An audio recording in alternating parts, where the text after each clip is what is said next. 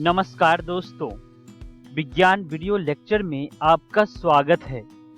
आज हम 7वीं कक्षा के अध्याय सजीवों में परिवहन एवं उत्सर्जन तंत्र को शुरू करने जा रहे हैं। आज हम इस अध्याय के पहले भाग को समझेंगे। तो आइए जानते हैं कि आज के वीडियो में हम लोग क्या क्या पढ़ने वाले हैं। सबसे पहले हम जानेंगे पौधों में जल और खनिज का परिवहन के बारे में। इसके बाद हम समझेंगे जंतुओं में परिवहन कैसे होता है, इनके बारे में भी चर्चा करेंगे। और अंत में यह भी जानेंगे कि रक्त यानी कि ब्लड किसे कहते हैं, इनके बारे में हम चर्चा करेंगे। तो आइए आज के पहले विषय से शुरू करते हैं और समझते हैं कि पौधों में जल और खनिज का परिवहन कैसे होता है। दोस्तों, क्या आपने कभी यह सोचा है कि पौधे के वे भाग जो भोजन नहीं बना सकते हैं, उन तक भोजन कैसे पहुंचता है? क्या आपके मन में यह प्रश्न भी कभी आया है कि जल एवं जड़ों द्वारा अवशोषित खनिज किस प्रकार जड़ से पत्तियों तक पहुंचता है? तो आइए इन्हीं सभी प्रश्नों का उत्तर हम इस वीडियो में जानेंगे। पदार्थों को एक स्थान से दूसरे स्थान तक ले जाना परिवहन कहलाता है। वे सभी अंग जो परिवहन का कार्य संपन्न करते हैं, वे परिवहन तंत्र कहलाते हैं। पौधे जड़ों द्वारा जल तथा खनिज लवण अवशोषित करते हैं। जड़ में बहुत अधिक बाल जैसी महीन संरचना होती है, जिसे मूल रोम कहते हैं। ये जड़ के सतह की क्षेत्रफल को बढ़ा देते हैं। मूल रोम मृदा कणों के बीच उपस्थित जल को अवशोषित करते हैं। ये जड़ के सतह की क्षेत्रफल को बढ़ा देते हैं। जल और खनिज लवण जड़ से ऊपर नली जैसी संरचना से ऊपर की ओर जाती है। पौधे में जल तथा पदार्थों का परिवहन जिस ऊतक से होता है, उसे हम संवहन ऊतक कहते हैं, जैसा कि आप चित्र में देख रहे हैं। आइए अब हम जानते हैं संवहन ऊतक के बारे में। संवहन ऊतक दो प्रकार के होते हैं, पहला जाइलम, दूसरा फ्लोएम। आइए हम बारी बारी से यह समझेंगे कि दो प्रकार के संवहन ऊतक पौधों में जल और खनिज का परिवहन में कैसे मदद करते हैं। पत्तियां भोजन का संश्लेषण करती है और भोजन को सभी भागों में संवहन ऊतक द्वारा संवहन किया जाता है, जिसे फ्लोएम कहते हैं। आइए अब हम जाइलम के बारे में समझेंगे। जाइलम नलिकाओं का जाल बनाता है। ये जड़ को तना एवं शाखाओं के द्वारा पत्तियों से जोड़ता है। इस प्रकार जाइलम का बना जाल पूरे पौधों में जल का परिवहन करता है, जैसा कि आप चित्र में देख रहे हैं। पिछली कक्षा में हमने एक क्रियाकलाप किया था और उसके द्वारा हमने जाना था कि पौधे द्वारा खींचा गया जल पौधे द्वारा उपयोग किया जाता है, परंतु सारा जल पौधे द्वारा उपयोग नहीं किया जाता है। तो आखिर इस अतिरिक्त जल का उपयोग क्या होता है? आइए हम इन्हीं प्रश्नों का उत्तर जानते हैं। पत्तियों के सतह पर उपस्थित रंध्र अधिक जल को वाष्पित कर देते हैं। जल के वाष्पन होने से जाइलम में ऊपर की ओर एक खिंचाव बल विकसित होता है, जिससे जल जड़ से जाइलम द्वारा पत्तियों तक पहुंच जाता है। पौधों में उपस्थित अतिरिक्त जल को रंध्र द्वारा वाष्प के रूप में बाहर निकलना ही वाष्पोत्सर्जन कहलाता है, जिन्हें हम इंग्लिश में ट्रांसपीरेशन कहते हैं। इस तरह से वाष्पोत्सर्जन खनिज तथा जल को प्रकाश संश्लेषण के लिए पत्तियों तक ले जाने का कार्य करते हैं। वाष्पोत्सर्जन पौधे को ठंडक भी पहुंचाते हैं। आइए दोस्तों, अब हम समझेंगे जंतुओं में परिवहन कैसे होता है। क्या आपको यह पता है कि सभी जंतुओं को जीवित रहने के लिए किन किन चीजों की आवश्यकता होती है? तो आइए हम इनका उत्तर जानते हैं। सभी जीवों को जीवित रहने के लिए भोजन, जल और ऑक्सीजन की आवश्यकता होती है। जीव जंतुओं को इन सभी पदार्थों को अपने शरीर के विभिन्न अंगों तक पहुंचाना होता है। साथ ही जंतुओं को उन अंगों में उत्पन्न अपशिष्ट पदार्थों का परिवहन उस स्थान तक करना होता है जहां से उन्हें बाहर निकाला जा सके। दोस्तों, क्या आपको पता है कि हमारे शरीर या जीव जंतुओं के शरीर में उत्पन्न अपशिष्ट पदार्थों का परिवहन कैसे किया जाता है? तो आइए इन्हीं प्रश्नों का हम उत्तर जानने के लिए आगे बढ़ते हैं और जानते हैं परिसंचरण तंत्र के बारे में। हृदय और रक्त वाहिनियां संयुक्त रूप से हमारे शरीर का परिसंचरण तंत्र यानी कि सर्कुलेटरी सिस्टम बनाती है। आइए दोस्तों, अब हम परिसंचरण तंत्र यानी कि सर्कुलेटरी सिस्टम को और विस्तार से जानते हैं। सबसे पहले हम चर्चा करेंगे रक्त यानी कि ब्लड के बारे में। जब हमारे शरीर का कोई भाग कट जाता है तो क्या होता है? आपने कभी ऐसा महसूस किया है? जब हमारे शरीर का कोई भाग कट जाता है तो रक्त या रुधिर बाहर बहने लगता है। लेकिन आखिर हमारे मन में प्रश्न यह उठता है कि रक्त किसे कहते हैं? तो आइए हम रक्त की परिभाषा को समझते हैं। रक्त वह तरल पदार्थ है जो रक्त वाहिनियों में प्रवाहित होता है।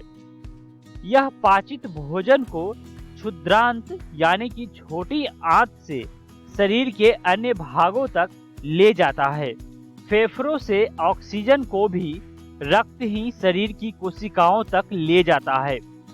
रक्त शरीर में से अपशिष्ट पदार्थों को बाहर निकालने के लिए उनका परिवहन भी करता है। आइए दोस्तों, अब हम जानेंगे रक्त यानी कि ब्लड के बारे में। सबसे पहले हमारे मन में प्रश्न आता है कि आखिर रक्त में क्या क्या मौजूद होते हैं। दोस्तों, रक्त में प्लाज्मा 55% मौजूद होता है जो कि तरल भाग होता है। वहीं दूसरा रक्त कोशिकाएं होते हैं जो कि 45% होते हैं। रक्त कोशिकाएं 3 तरह के होते हैं। आरबीसी यानी कि रेड ब्लड सेल जिन्हें हम लाल रक्त कोशिकाएं कहते हैं। दूसरा डब्ल्यूबीसी यानी कि व्हाइट ब्लड सेल जिन्हें हम श्वेत रक्त कोशिकाएं कहते हैं। और तीसरा प्लेटलेट्स जिन्हें हम पट्टिकानु कहते हैं। आपकी जानकारी के लिए हम बता दें कि एक स्वस्थ व्यक्ति के शरीर में 5 लीटर रक्त होता है। रक्त के तरल भाग को प्लाज्मा कहते हैं। रक्त कोशिकाएं 3 प्रकार की होती है। आइए हम इन्हीं तीनों के विभिन्न कार्यों के बारे में विस्तार पूर्वक समझते हैं। सबसे पहले हम जानेंगे आरबीसी यानी कि लाल रक्त कोशिकाएं के बारे में।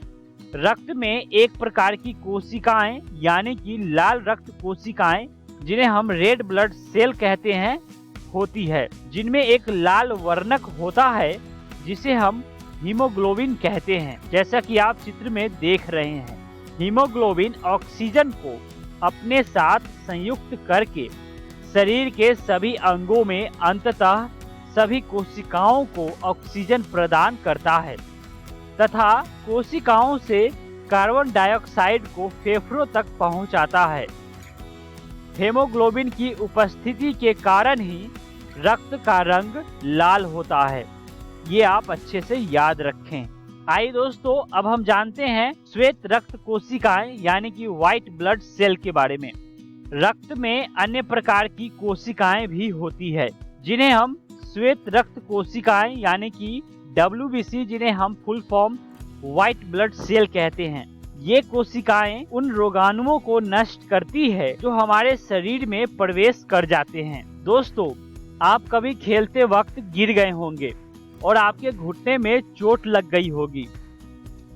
आप देखे होंगे कि कटे हुए स्थान से रक्त बहने लगता है और कुछ समय बाद आप देखे होंगे कि रक्त का बहना अपने आप रुक जाता है और कटने के स्थान पर गहरे लाल रंग का एक थक्का जम जाता है। तो आखिर यह किस कारण होता है? इसका उत्तर होगा रक्त का थक्का बन जाना उसमें एक अन्य प्रकार की कोशिकाओं की उपस्थिति के कारण होता है जिन्हें हम पट्टिकानु यानी कि प्लेटलेट्स कहते हैं, जैसा कि आप चित्र में देख रहे हैं। आइए दोस्तों, अब हम समझेंगे रक्त वाहिनियां जिन्हें हम ब्लड वेसल्स कहते हैं। शरीर में विभिन्न प्रकार की रक्त वाहिनियां होती है जो रक्त को शरीर में एक स्थान से दूसरे स्थान तक ले जाती है। शरीर में दो प्रकार की रक्त वाहिनियां होती है, पहला धमनी, दूसरा शिरा। आइए हम इन्हें बारी बारी से विस्तार पूर्वक समझते हैं। सबसे पहले हम धमनी यानी कि आर्टरीज के बारे में समझेंगे। धमनियां हृदय से ऑक्सीजन समृद्ध रक्त को शरीर के सभी भागों में ले जाती है।